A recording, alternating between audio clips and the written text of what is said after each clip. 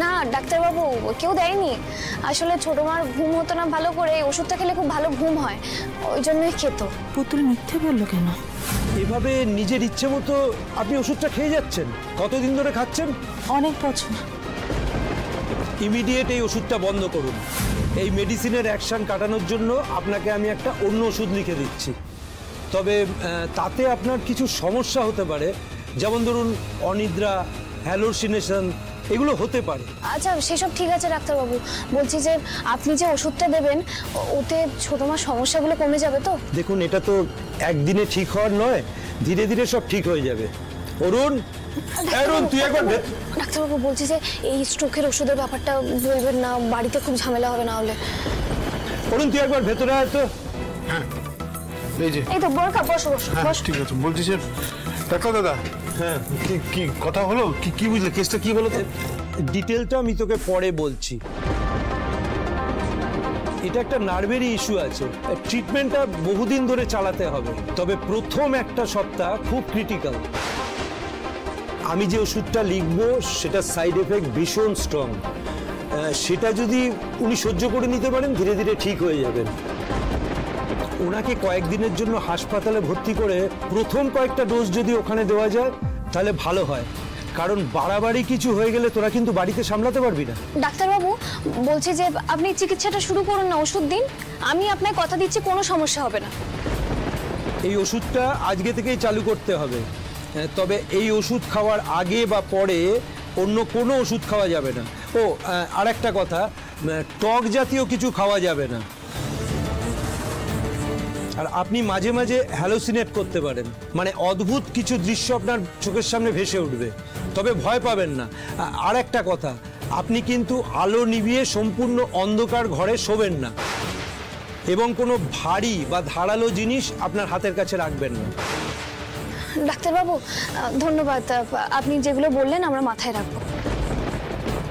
অরুণ, তোকে বলছিলাম তুই একবার ভেবে দেখ যদি হাসপাতালে ভর্তি করা যায়।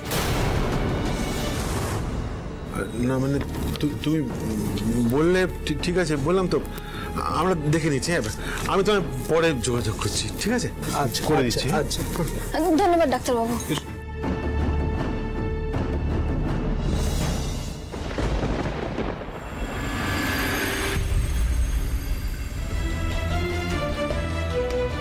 এত দেরি হচ্ছে কেন পুতুলের? স্কুল তো অনেকক্ষণ ছুটি হয়ে গেছে, আবার কিছু হলো নাকি? স্কুল থেকে ও বাড়ি চলে গেল না তো? প্রথম দিন স্কুল থেকে যেতেই পারে, আমি বরং একবার দেখে আসি।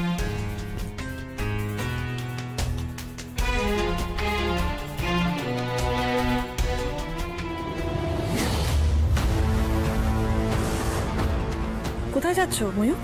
এই ঘরে কেন এসেছো? পুতুল, আমার তো মাথায় কিছুতেই আসছে না। আরে ডাক্তার দাদা তো বলেই খালাস যে ওকে হসপিটালে ভর্তি করতে হবে। বাড়িতে এতগুলো লোকজন, না জানিয়ে কি করে হসপিটালে ভর্তি করবো বলতো? আমরা তো সেটাই ভাবছি, কি করে কি হবে। পুতুল, আমার খুব ভয় করছে রে। ছোট মেয়েদের ভয় পাওয়াটা বন্ধ করবে, এবার রেগে যাচ্ছে কিন্তু। একটু ভরসা করো না আমার ওপর, দেখবে আমি একটা না একটা উপায় ঠিক বের করবো। তুমি শুনলে তো ডাক্তারবাবু কি বললো, এতদিন ধরে তুমি ওষুধগুলো খেয়েছো, তোমার কতটা ক্ষতি হয়েছে তুমি ভাবতে পারছো? একদম ভয় পাবে না তুমি, আমি তোমায় সুস্থ করেই ছাড়বো। আচ্ছা ঠিক আছে, তাড়াতাড়ি চল, দেরি হয়ে গেলে মুশকিল। ও বাড়িতে কি হচ্ছে, হুলস্থুল হচ্ছে। চল চল, আমার পাচালা। ছাদে তোমার জামা কাপড়গুলো পড়েছিল, কেউ তোলেই নি।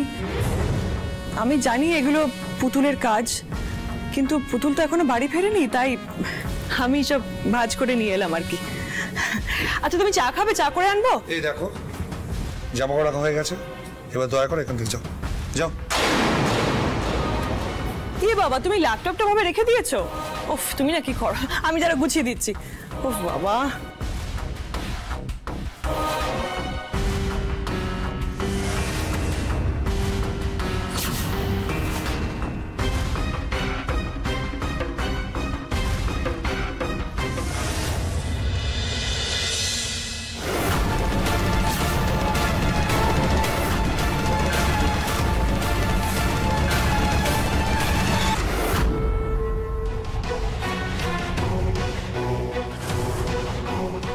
উফ, কি এন্ট্রি নিলি তুই পুতুল।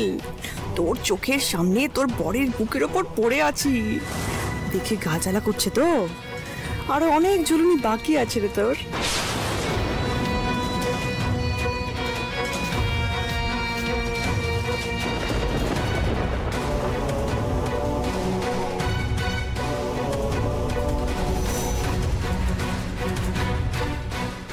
দিদি, তুই এ করে কি করছিলিস? হ্যাঁ রে, দেখলাম সন্ধে হয়ে গেছে, তুই ফিরিসনি। ময়ূকের জামা কাপড়গুলো ছাদে মেলা আছে, কেউ তোলেই নি, তাই আমি জামা কাপড় নিয়ে এসেছিলাম আর কি। কি করেছে জামা কাপড় রাখতে গিয়ে পাটা পিছলে। অনেকক্ষণ বলেছি ঘর থেকে বেরোতে, দাঁড়িয়ে আছে কেন? যাও না। যাচ্ছি। বোন ঠিক আছে, শোন না, তোকে বড় দিদি হিসেবে কয়েকটা কথা বলি। আমি জানি তোর এখন পড়াশোনার অনেক চাপ চলছে, কিন্তু সময় বার করে এই বাড়িটাকেও তো তোকেই সামলাতে হবে, তাই না বল? না, আমি তো কি করে যে কথাগুলো বলতে পারছি, তোর তো সময়ই নেই, তুই এত পড়াশোনা নিয়ে ব্যস্ত। সে সকালবেলা বেরিয়ে গেছিস, এখন ঢুকলি না। আরে বোন, তুই বরং পড়াশোনা কর, আমি এদিকটা সামলে নিচ্ছি, কেমন? তুই পড়াশোনা কর, পড়াশোনা। লেগেছে লেগেছে লেগেছে, আগুন লেগেছে। পুতুল টিটিপি জ্বলে পড়ে যাই, আমি এখন যাই।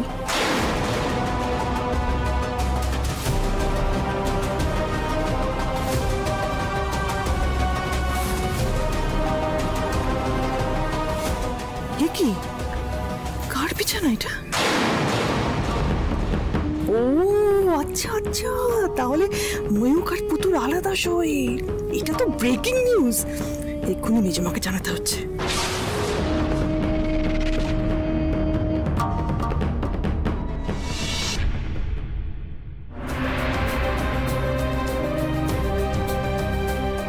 কিরে পুতুল, এত দেরি হলো? আমার তো চিন্তা হচ্ছিল। হ্যাঁ, একটু দেরি হয়ে গেল। এই কটা দিনের মধ্যে তুমি যেভাবে আমার পাশে দাঁড়ালে, এটাই আমার কাছে বিরাট বড় প্রাপ্তি ময়ূক্তা। তোর জায়গায় অন্য কেউ থাকলে এটাই করতাম। কিন্তু আমার জন্য এ বাড়িতে কাউকে অসুবিধায় পড়তে হবে না। আমি ঠিক সময় খাবার রেডি করে দেবো, আমার জন্য কারোর খেতে দেরি হবে না। আমি কি এই কারণে তোকে জিজ্ঞেস করলাম দেরি কেন হচ্ছে? কি বলছিস বলতো? রান্না বান্না, ভাত রান্না, আমি কিছু বুঝতে পারছি না। আমার জায়গায় অন্য কেউ থাকলেও তো তোমার একই চিন্তা হতো, তাই না?